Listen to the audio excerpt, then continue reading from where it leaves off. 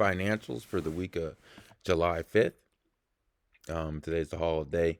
So, the commodities market's kind of open. I did energy this morning before the energy meeting at 2 o'clock European time. And wow, the oil market has gone up another 1%. However, we're in financials now. We got earnings coming up pretty soon. As you see over here on the 13th, Goldman Sachs will report. Let me get rid of that. There we go. This is, you got to be careful with Goldman Sachs and FAS, like we'll look in just a second. But these stocks they can move, right? So 391 all the way down to 347. That's like a 50-point move, give or take, in a relatively like 2.5 weeks.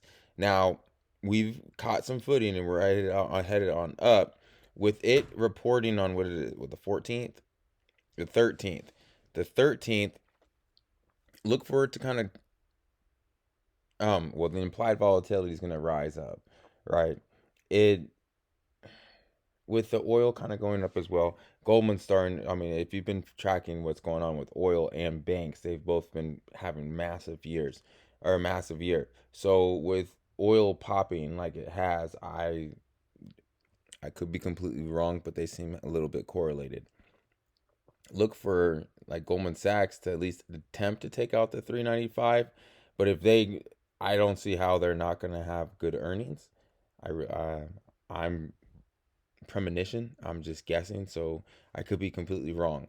But I see the earnings coming out and bringing us closer to that 428 level. I don't know if we're going to get all the way to 428, but I do see us getting closer to like breaking out of the 395 up to the 428. Let's talk to Chuck. Again, what is it? Their earnings are on the 15th, so 2 days after Goldman Sachs. Again, I don't see too much wrong. I don't see how these companies don't have great earnings.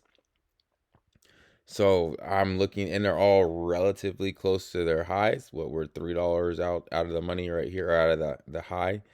I would like, before earnings, I'd like to see it above the 74.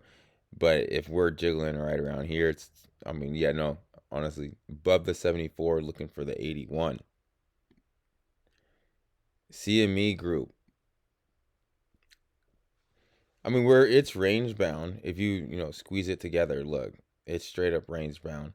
It's gaining momentum, and like I said, I would love for it to be above the 215.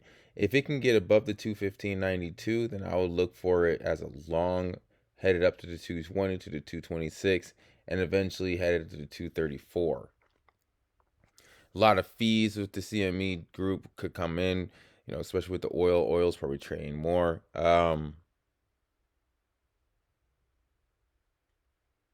Yeah, the CME Chicago Mercantile Exchange Group, with heightened inflation and everything, I see more trading being involved when it comes to what they specialize in. So I see more flow going their way. FAS, this is what I'm talking about. Be careful with this. This can just destroy you or make you in a matter of a day. So I like where we're standing. This doesn't have earnings, but if on the 13th, if we start getting good earnings through banks and everything else, look for this to take out the 39 all the way up to the 54. I know you could be like, well, that's crazy. It was at 26. There's no way it's going to go to 54. Well, it was at 26 and less than like 10 days later. What was this? It was on 6/3, and on 6/18, so 15 days later, 2 weeks, it was at 95.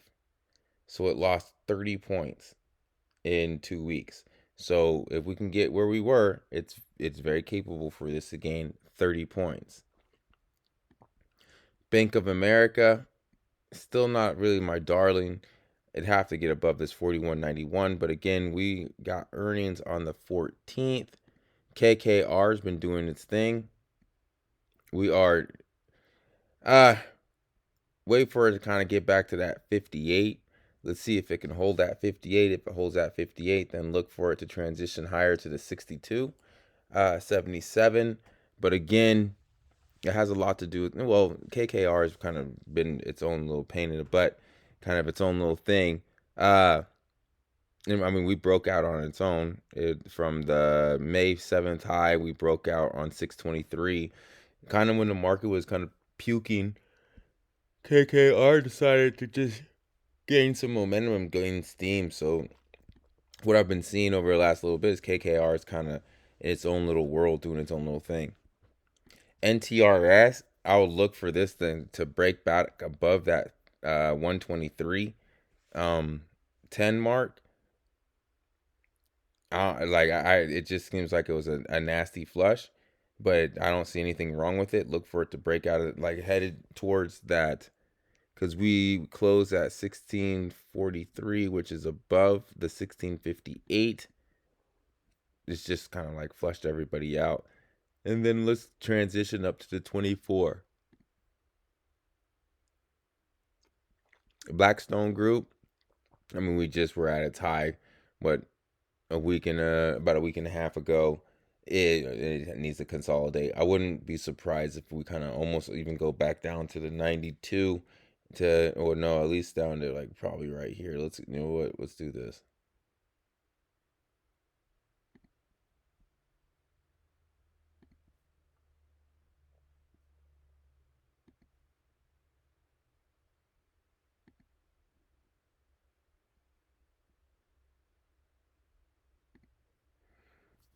There we go.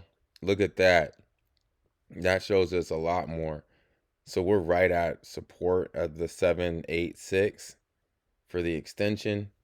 The 100% of this move would be the 105 or 175, give or take. I think it's 142 to be precise. I could be a little bit wrong. Yeah, look for the 105. Blackstone looks great. We draw those lines and it shows much better. Mr. Price, TROW Price, amazing. Get out of the way because it's up, up, and away.